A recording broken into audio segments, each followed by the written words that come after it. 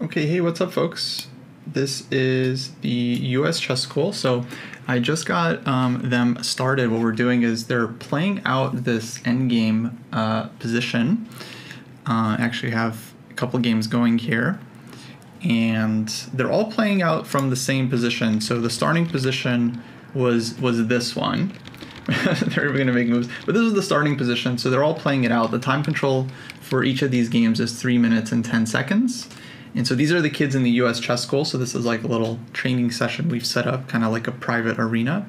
We're just going to see how they play out this endgame and what ends up happening here. It's kind of like instructive bishop versus knight endgame. The arena will last for about half an hour. They'll probably play at least one, hopefully 2 or 3 games each, depending on how much time it takes. And yeah, we'll kind of see if we can find anything instructive in the encounters. So yeah, pretty cool. Kind of a different change of pace from these, like the way we normally do these classes. Let me make sure everyone is in. I know we have 10 players. I feel like we might be missing someone, but I'm not really sure. They're struggling. Anyway, we got a bunch of games going on here. Actually, Greg is playing. He's here. So he's playing, I guess, the highest rated student, Eric. Let's see how their game went. So Greg started with f4. Interesting. King e7. Black goes a5.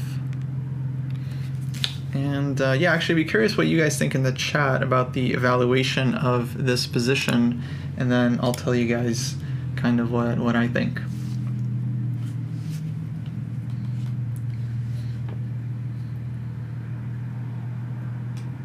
Yeah, just a bit of nice endgame training. So I'm not sure about this move a5 because this one is kind of committal. Black could have also put this pawn on a6 to cover the b5 square, or just left it on a7. But I guess he wants to kind of carve out this square for his king, so you can get like king c5, king b4. But Greg remaining solid.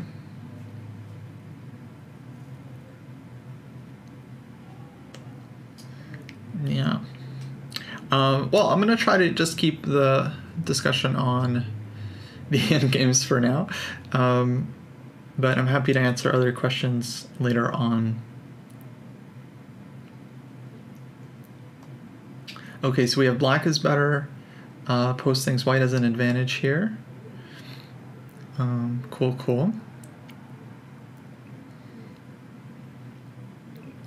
Let's see, we also have 2 players here, 2200 versus 2360. These are their blitz ratings, so I wouldn't pay too much attention to this because this is not really like a blitz time control. This is like 3 + 10.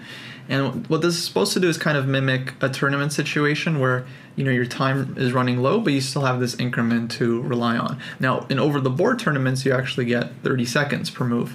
So you actually get quite a bit of time every move to actually think about stuff. Here it's going to be a little bit faster with a 10-second increment, but we have to find some balance, right? Because we didn't want these games, or I didn't want these games to take forever. Okay, interesting. So let's see what happened in this game. So in this game, white started with king f1, brought the king out first, king d5, knight e2, king c5, knight d4, king b4, king d2, a5, f4, h6, g4, g5.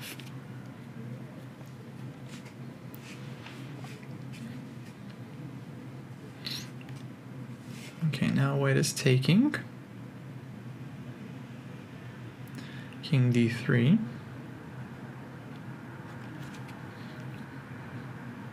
Okay, Michiko likes white. Metabolic error says draw. Okay, guys, so I'll tell you. Oh, wow, the one game already finished? Oh, looks like Greg and Eric agreed to a draw. Interesting. They repeated moves there with the king. And then this game between Cole and ALG also ended in some kind of repetition. So far 2 draws. So far 2 draws.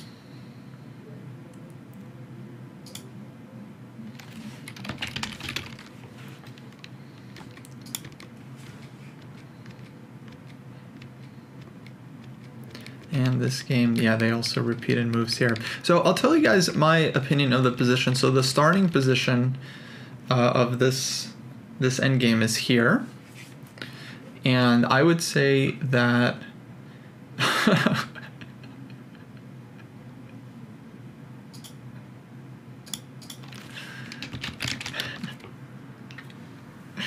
Greg said he didn't make the first move fast enough and lost by forfeit.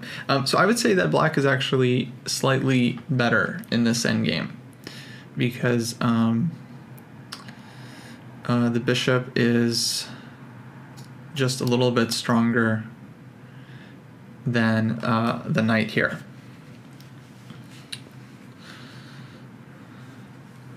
And can kind of play on both sides of the board.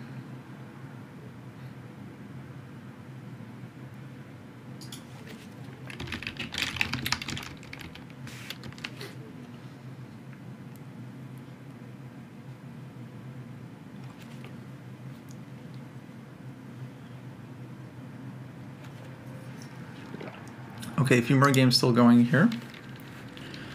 So this was the g5 game. Bishop e6. Wow, giving white the chance to take and going to king and pawn endgame, which looks like white is going for it. But that looks very tricky because that just seems like black is promoting first here. I wonder why white did that, because white could have still played king c2 and just defended the pawn. And black has pressure, maybe bishop d5 and comes down here, but seems like this is just losing directly for white, so maybe not a good decision there. Time trouble. So the reason the bishop is better in this endgame is because basically it can affect both sides of the board. The bishop can like both defend against a potential pass pawn for white and put pressure on the king side, whereas the knight can either support the queen side or it can do stuff on the king side, but he can't really do stuff on both sides of the board. Bishop takes b3 and a4, probably too slow. Knight will have like knight c1 square usually, or even knight a1. According to the engine, it is slightly better for black. Yeah, so the engine backs it up, guys. I'm sorry. Well, actually, it's white to play, so white's king is definitely in time, but yeah, it's really the bishop that gives black kind of the advantage here. Okay, h4 takes g5. Oh, so this was white's idea to try to break, and the king stops the pawn, but I think black is going to be winning this one because of the pawn race, like the two pawns. We'll see, actually. No, you know, white might be in time here to make a queen, actually. This might have been, like, really well played, actually. Because now white is promoting first. So black will get a queen, but and have an extra pawn. But at least white is very much in the game.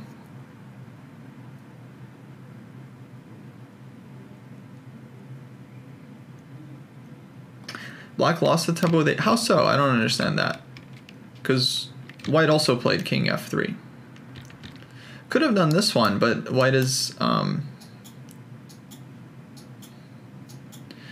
promoting first, then black promotes, and then white would be able to take a pawn with check and probably hold. So I don't know, I think black might have had to try this one. So now check, and okay, this is the position on the board. So this is going to be long queen endgame. Objectively it's probably drawn, but it's difficult for the defender here. Although white's king is actually, I think, in good position, so when the king is close, then it's kind of easy to trade queens and make a draw. So probably a draw here, but we'll see what happens. Looks like white actually won a game here, so that's a little bit surprising, but not totally unexpected because we are dealing with the knight here, and it is a blitz situation, so you could make the argument that the knight is a very tricky piece in blitz. So let's see what happened here. White advanced, f4, f3, Knight c3 check, king e5, g4, h5, takes h4. So yeah, h4 was important move here from white, of course, not to lose the pawn too quickly. So now knight b5. Okay, here black could have taken. King takes, gone for king g4, king a6, and then it's 1, 2, 3, 4, 5, 6 moves. 1, 2, 3, 4, 5. So black could have done that, and they would have promoted at the same time. But goes for this one, so keeps the bishop, takes b5. Here, king d4. Oh wow, the bishop isn't able to stop the pawn. Oh no, so bishop f5, this was black trying to get some time to cover the b7. Like black wants to sack the bishop on b7 and in the meantime go king h3, king g2. But after very strong move king d4, the bishop is just caught because the knight is covering all these squares. So bishop d7, b6, and the bishop isn't able to sack for the pawn anymore. So black should have taken this one here. And then the evaluation of this one I'm not sure about because black's king is coming to g2 and the pawn is running, so it's a lot of counterplay. Honestly, it's really hard to judge. Engine says white is winning.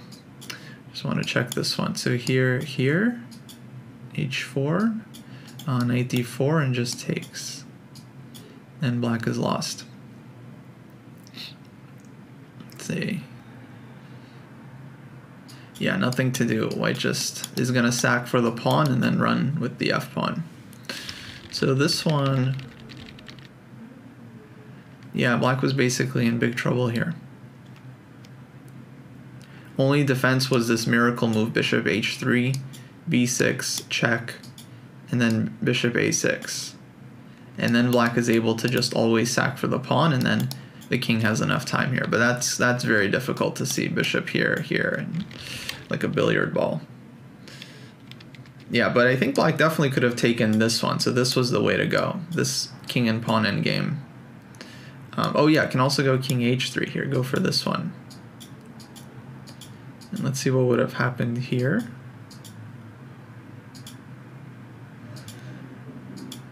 Well, queen endgame, yeah, some winning chances, but objectively drawn. Okay, let's keep looking. Oh, this is the queen endgame that's still going on. Let's see, we should have more games.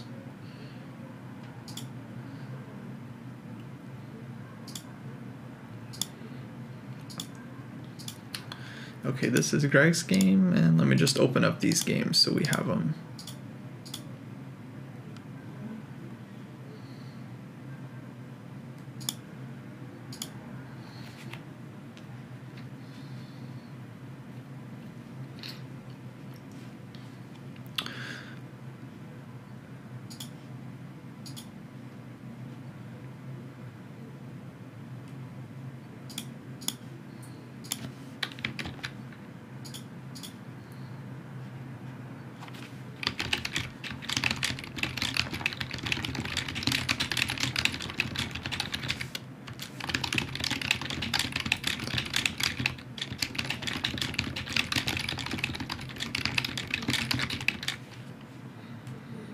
Okay, got a late join, so I just gotta set them up here.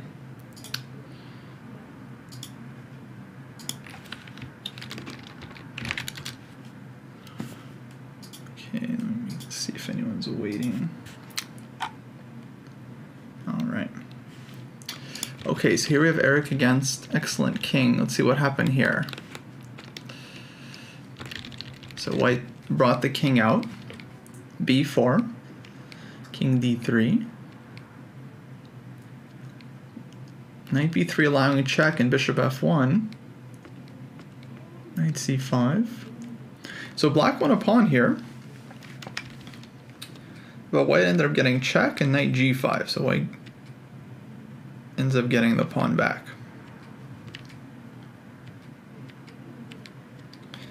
And looks like the players repeated a bit, and game continues. Interesting.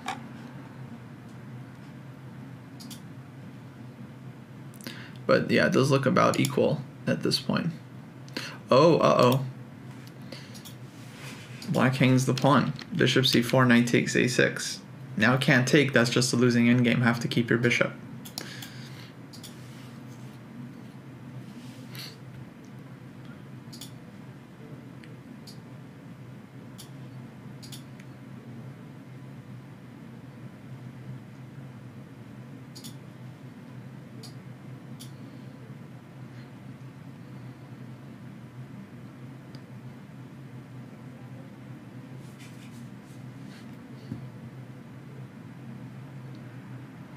So bishop a2.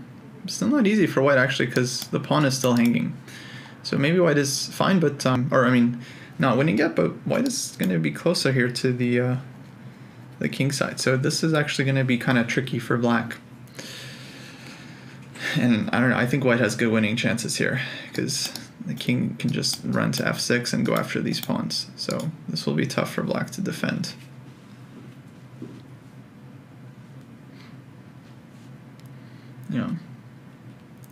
Yeah, looking good for white for sure. Okay, let's see here. 5 here. h4. Knight f7 check. So what happened in this one? So b4 was played. King here, king d6, king d3. Bishop a4, knight f5, king d4. Seems like white is slowly outplaying this one. Yeah, it feels like black got all the pawns on kind of the wrong color here. The queen and pawn endgame, looks like that one was drawn. So white kept the king in front of the pawn, which I think is good defense here. And now white can just trade queens and get easy draw. So I think this was very well played by white. Really well defended. Those positions aren't easy to hold. Okay, we had this one. So this one actually still not clear because black has done the right thing and got the king super active. Yeah, so this is still actually not easy at all for white. In fact, objectively black might be okay here. Takes, take here. Yeah, it looks like black is actually holding this one.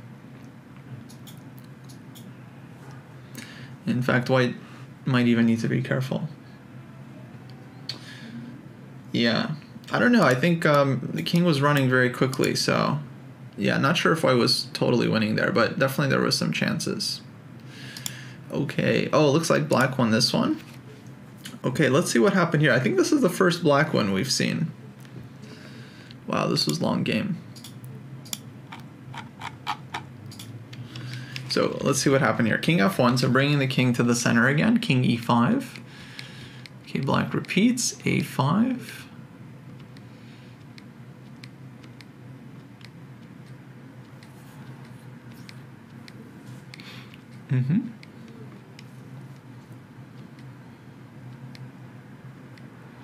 Okay, knight keeps hopping around.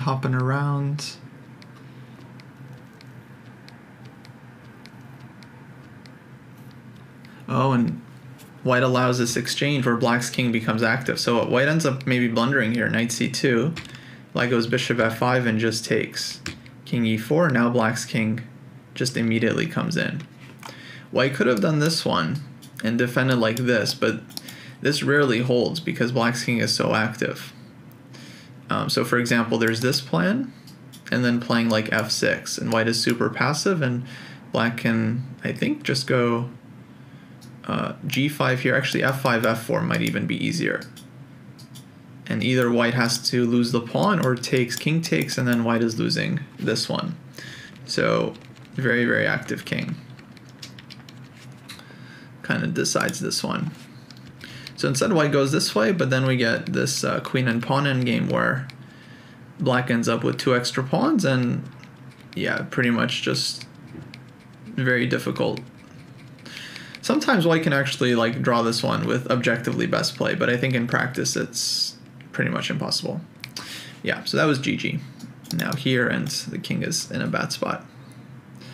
Okay, this game is still being played. Greg trying to convert this one with the knight versus the bishop. And let me see.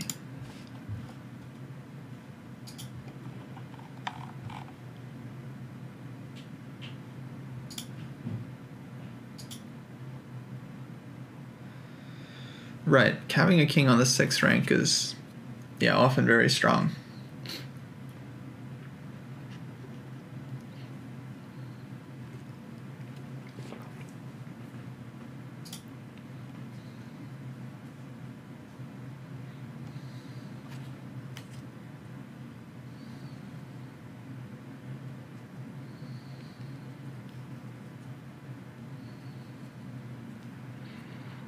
So now Greg is going active, a6, king d6.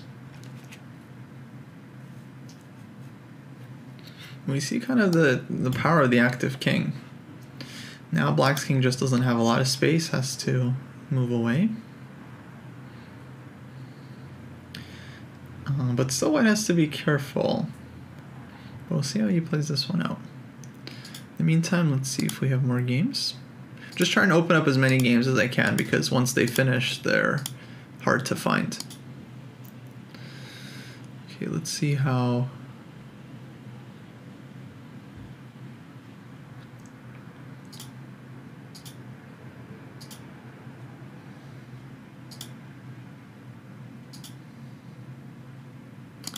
Well, it looks like Irk just won this one. Let's see what happened here.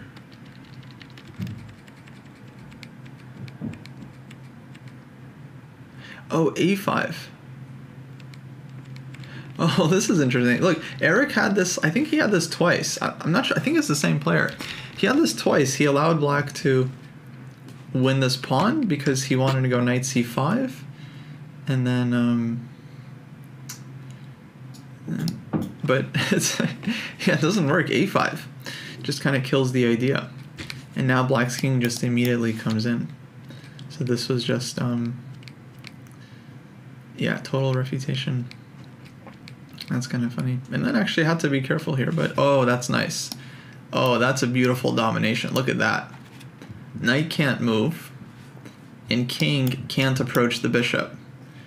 So, literally nothing, nothing White can do. Black is just running the g-pawn. That is a really nice final position.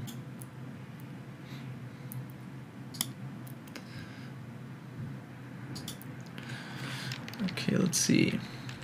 So what did Greg took here? King takes. King takes is interesting because this lets Black's king get a little bit more active. So White tries to keep control. Bishop d3. It feels like White is slightly better, but always have to be very careful not to allow the king to come in. So knight e3 covers this one and keeps this one under control. Now maybe Black should play for h5, h4, or possibly just sit like bishop e4. Probably time for White to go f4, yeah, and kick Black's king. So this is a nice like way of playing against the king, and now is getting vibes of like Karpov-Kasparov. You guys remember that famous game that Karpov won against Kasparov? He like sacked a pawn, he got his knight in through h4. It was very, very nice. Yeah, looks like Greg wins that one. That was a nice clean win. Let's see here, Baby Dragon King against CMS 13. So b4.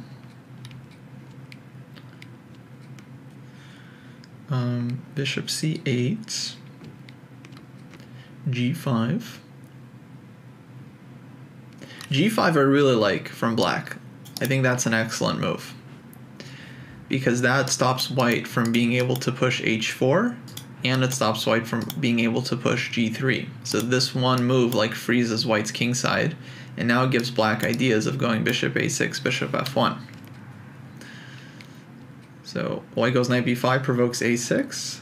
Okay, now Black keeps pushing. h6, so pawns on the dark squares.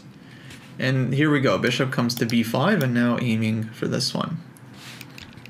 So knight d3, h5, And it's kind of a difficult position for white, because if the king moves, black's king is coming in. You don't really want to play f3 here. Then black maybe even goes h4, and then all the pawns are just stuck. So bishop f1, knight f3, takes, knight takes g5, h4. And yeah, black is very close here, I think. But knight f3 hits this one. So white is still fighting. Now he could maybe take and go king e5, actually. That was interesting. Take, king e5. Oh no, then white comes in this way. Yeah, so that would be no good, I think. Probably not good. Okay, let's get back to the game. Where's the game? Where's the game? There we go. So takes, knight h4, king e4, knight g6, bishop g4. So reduced material, it's going to be hard for black to convert this one, but I would probably still take black here.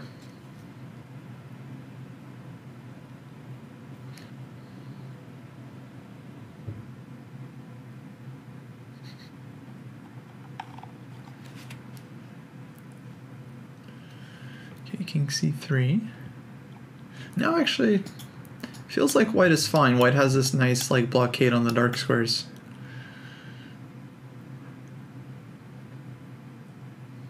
Right, and actually that's a good point, wrong bishop. So at any point if white wants to secure a draw, it can just take.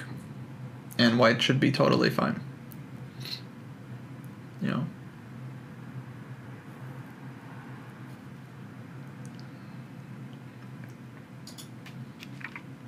So at this point white is safe to kind of play for the win, but you always have to be careful because one day you might not have the chance anymore.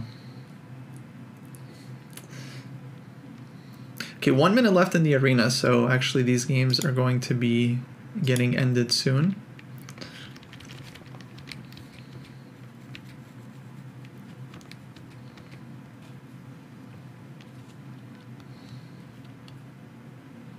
This time Eric giving up this pawn. But yeah, black can go h5, h4 here. This actually I would think can be very dangerous for white. So this kind of shows why the bishop is a much stronger piece than the knight in these kinds of positions, because the bishop can support the pawn and defend against this this b pawn. Yeah, if black goes h5 here, it looks actually very, very strong. h5, good find, good. Yeah, now I actually think white has to be extremely careful here, because king is not stopping the pawn anymore. Well, actually, wait, king can maybe get back in time.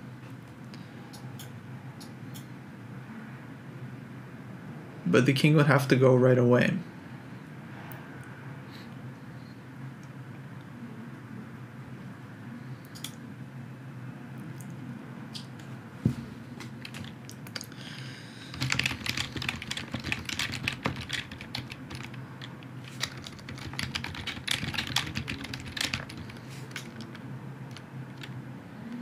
Okay, so that's the end of the arena. Let me get back to the Zoom class. Okay, that's the end of the arena. Let me get back to the Zoom class. Hello, hello.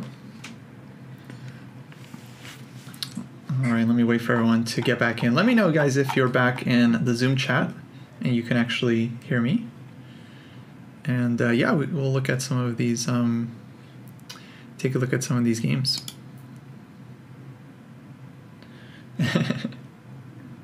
Okay, guys, so it's going to be a little bit difficult for me to like find all the games, but first off, what I want to do is just ask you guys, now that you've played the position out a couple of times, what is your evaluation? Okay, Radia says black is better. Royal says yeah. Radia says much better. Alex says black is better. Black, way better. Oh, wow. Oh, so everyone likes black. Oh, good. Okay, well, yeah, I would agree with you guys. I think in the starting position, black is the one that should be playing for the win. Mainly because just the bishop is a stronger minor piece here, and you can kind of fight on both sides of the board. But of course, black didn't win every game like white won multiple games. I think that's more just due to the fact that we're playing kind of short time control, but that is how things now stand in tournament chess. A lot of times you have to play out these endgames when you're like on, you know, your 30-second increment. So it can actually be very tough to play the position out accurately. Even though you might think you're better, it's still very, very, very challenging, I would say, to actually convert it as black. So good job to those of you that did. I would say it's not easy to win this position at all. Actually, maybe we could just analyze a bit. And if you guys have like an interesting variation from your game that you want to look at, just let me know in the chat. But what do you guys think is best play from both sides? What do you guys think should be White's first move here?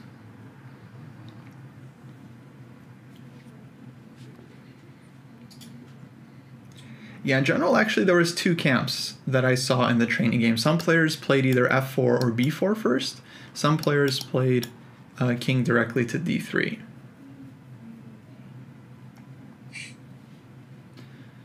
Yeah, so it's not totally clear. I'll tell you guys, the engine thinks that this position is about somewhere between 0.5 and 0.6 for black with best play. But there are, you know, multiple continuations. So in the game White played king f1, I believe that this is kind of the best approach for White to try to hold it. Let me actually show you guys what happened in the game, and then we can maybe compare. So king e2, king d6. Am I supposed to be on a board somewhere? Oh, sorry. I need to share my screen again. My bad. Thank you for mentioning. Okay, guys, now you should be able to see the screen. Actually, let me put this on the, let me get this on the analysis board. Okay. So in the game, White went for bringing the king to d3. Black played king to d5. And so I'm sure there were a few games that reached this position. Do you guys remember, what did you play here at this point? Oh, I need to get the chat.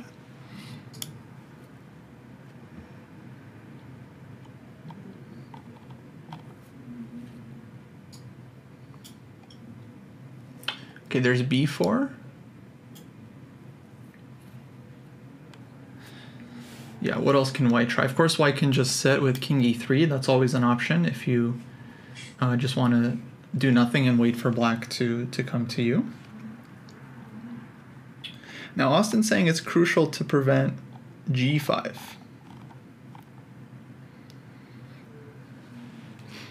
Yeah, and that's definitely something to think about as well.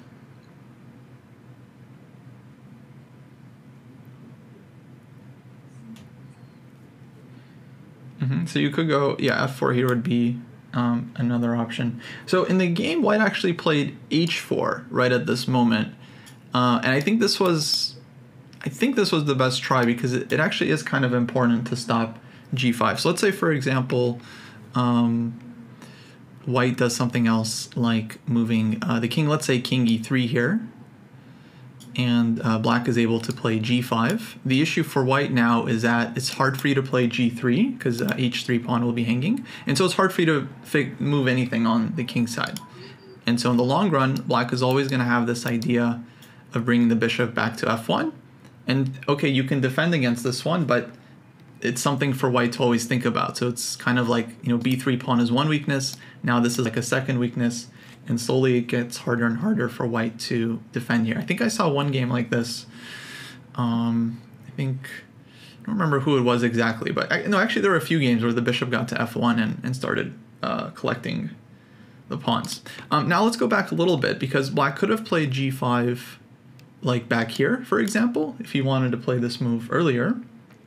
But I think the issue with this one is that I think White can even go like f4 here. And if White is able to just trade off these pawns very quickly, then of course that makes it harder for Black to win the game. But once the kings are in the center, now it's kind of hard for White to achieve this f4. Let's say king e3, g5, like f4, not really like possible anymore. So that's why king has to be. That's why, yeah, I think the right plan is to bring the king to the center first. Then once your king is kind of always threatening to invade this way, White's king has to keep Black's king out. Then it's kind of, if you have the time to fix with g5. What if king e3 instead of king d3? I think that's possible. So for me, the issue with king e3 is that now you're kind of further away from the b pawn. So I think the way I would like to play it is to keep the king flexible. So if black's king is heading towards the queen side, you want to fight the king on the queen side. If the king is headed towards the king side, you want to fight the king on the king side. Is it actually dangerous to let black do that? Well, yeah, well, let's look at some like sample variations here. I did a little bit of analysis on this one, but let me show you guys some maybe instructive continuations.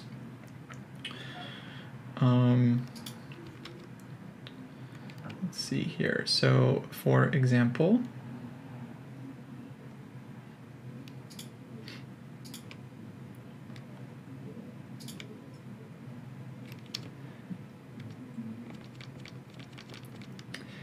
yeah, let me show you guys how the game continued here. So white played h4 after king d5. Black played bishop c8. I saw a few of you make this move, so this is a useful move just because it gives the bishop a few more squares to work with. White played knight f3. Okay, there are definitely other options here. Bishop a6. And here white chose king c3. But of course, I was interested in what happens after king e3 and just like sample line for you guys to kind of help understand what happens here, like king c5, knight g5, king b4. And that's kind of a common theme in these endgames that the side with the bishop, typically you're going to kind of welcome pawn races. I mean, pawn races are scary. It's always nerve-wracking to allow your opponent like a lot of counterplay, but with the bishop, you generally want to kind of put faith that the fact that your bishop can do things on both sides of the board. You can defend against white's passed pawns, and of course you can support your a pawn, whereas the knight, of course, cannot be on both sides of the board. So this would actually be, I think, quite good for black. Let's say, for example, knight f7, king takes b3, knight d6, let's say bishop f1, g4, a5, and the knight just has very difficult time dealing with the pawn. In fact, I think best chance already for white is to do something like knight b7 and give the knight for the pawn right away. But not really enough time here. Black will be able to win this one just by getting the king back and keeping at least one pawn on the king side. So that's just kind of sample variation as how these things can sometimes play out. Okay, Austin, can white try to shoulder? Which point there? Yeah, actually, we can finish that line out because I was thinking about this one a little bit more because I think even this wouldn't seem super easy during the game. But I was thinking king d4, bishop e2, kind of force white to fix the pawn on a dark square. Then let's say king b5, king d5, g6, and the construction that black can kind of play for would be something like this. So if you get something that looks like this, that would be like game over. F4, F5, yeah, could be another idea. Let's go back, like here. And then I think black maybe bishop g would put the bishop on g4 with king d5. Sure. So like f4, let's say bishop g4, something like this. And of course, just trying to prevent white from being able to trade everything off. So still not like easy, but just an example of an endgame that this could kind of boil down to, and yeah, hopefully we can convert. Okay, so yeah, this was just one possibility. Like I mentioned, if white doesn't play h4 here, plays like king e3, king c3, I think the way black should kind of play this one is go g5.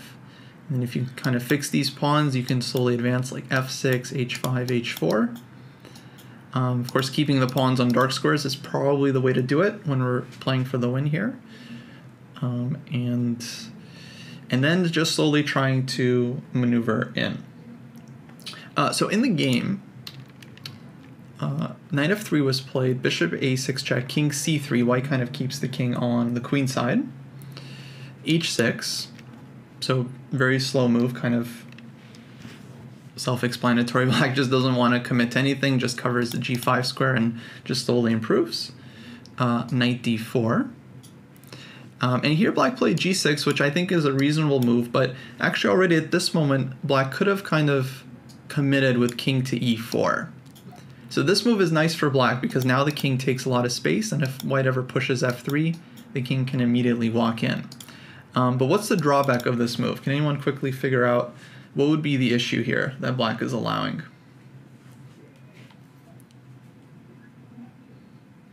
Yeah, knight c6, exactly. And okay, in general, it's like these are the kind of moves that should scare us because white is winning the pawn and creating counterplay. Huge counterplay with the b pawn. But it turns out this one is also good for black. So I found this line instructive as well because it's a line that I think I would have a hard time finding during the game. But let's say black goes bishop f1, hitting the pawn. Now white can either push this one or just take on a7 right away. If white pushes, then king is coming in. Black will take all these pawns and it'd be very hard for white to block off the bishop here. So essentially black is going to have very good chances with the kingside pawns running down and then just sacking the bishop for the b pawn whenever is necessary. Actually, there was a nice game. I don't remember who played it. Maybe you guys can let me know in the chat. But there was a game where black could have given up the bishop for the b pawn, instead played like bishop f5, trying to go bishop e4. And then white found this cold move, king d4. And then the bishop wasn't able to actually stop the pawn. I don't know who played that one, but that was well played. So good job there. So let's see, for example, this line. Let's say white takes on a7. Bishop takes g2, b4. And here I really like how black breaks through. So maybe you guys can think for a second here and try to find what will be black's fastest way of creating counterplay in this position. So what's the fastest way to get things going here?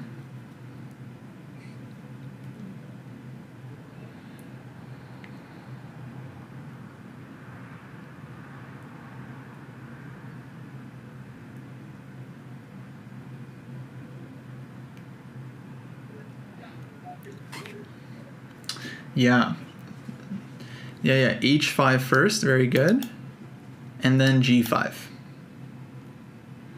So that's very cool. That's an idea that we can easily just forget about. If g5 first, then maybe white can go h5, and our passed pawn is not quite as quick here. But starting with h5, counterintuitive, but followed by g5, and of course this knight is never stopping this h-pawn. So let's just say, for example, b5, black goes g5. If b6, then the king is getting out of the way. And as we can see, it's taking a lot of moves for white to block the diagonal, right? So it's going to take a lot of time for white to be able to do anything. And the way we would kind of play this one, let's say here, you know, once white is actually threatening, then of course that's the moment that black needs to go bishop b7 and just say, like, how are you going to get to me? And then it's very difficult for white. In the meantime, though, black is just running with the h-pawn. So this one is actually winning for black, and I think just really cool line. Because again, during the game, it's like really hard to go for these like pawn races. Of course, it feels very risky, but that's kind of the power of the bishop, is that whenever you do get into a pawn race, it's probably going to be favorable for you. So definitely worth risking that one. Okay, so I thought that was kind of a instructive line, how black can just immediately come in, and now it's tough for white because of course bishop f1 here is going to be an idea to kind of force a weakness, and the knight is not going to really be able to just stay on d4 forever. Eventually black's king will be able to walk in, so this would already be very difficult for white. Let's see how the game played out. So g6. So Sanjana said that's why I like keeping the king on e3. Right, so that's kind of like pros and cons. If you keep the king on e3, you keep the king out of e4, but then you allow black's king potentially to be more active and putting pressure on the b3 pawn. So knight d4, g6, knight c2 was played, king to e4, knight e3. Okay, and how should black continue here, guys? What do you think? What would you play at this moment?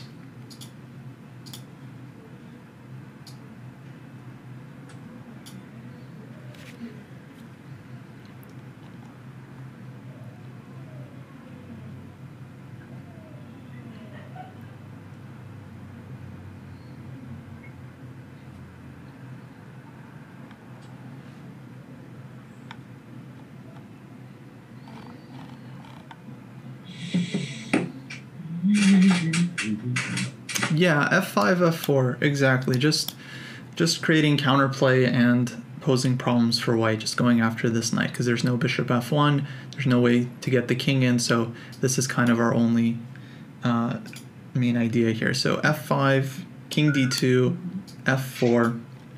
Okay, here white played knight g4. I think this is actually going in the wrong direction, but it was already pretty tough endgame. h5.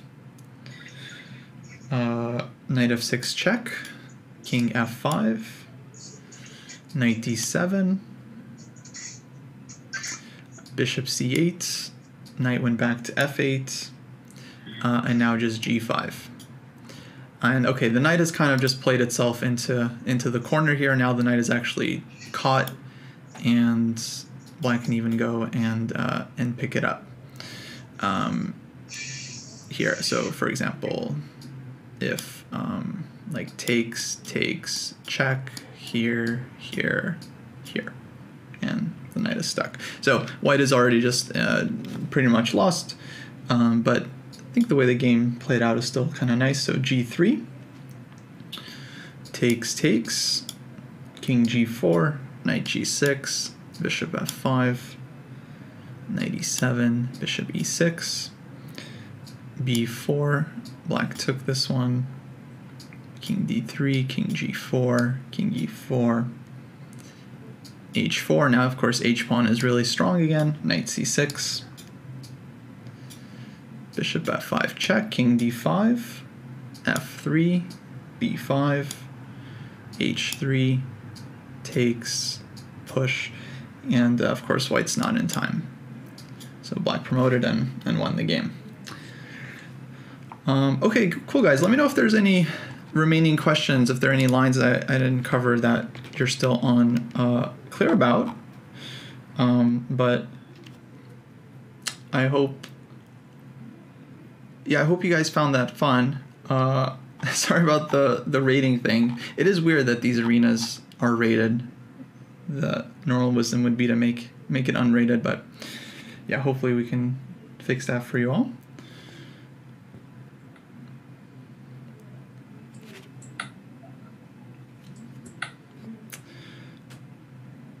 Yeah, and yeah, if you guys like this, we can definitely do this again. We actually did this with Jesse the other day. I played out a different position with I am David Pruis while Jesse was like watching, and then we like analyzed it. So I would definitely encourage you guys to try this out sometimes, even playing with like 30-second increment, to kind of get more used to like playing these end games out that are very, very tricky, and then you don't have a lot of time, but you do have some time to think. So it's kind of a weird balance, because with 30 seconds, like you can definitely come up with ideas, but of course you have to be extremely vigilant with your time. Well, cool guys. Yeah, if there are no questions, then we will wrap it up here. All right, guys. Yeah, absolutely. I will catch you all next time.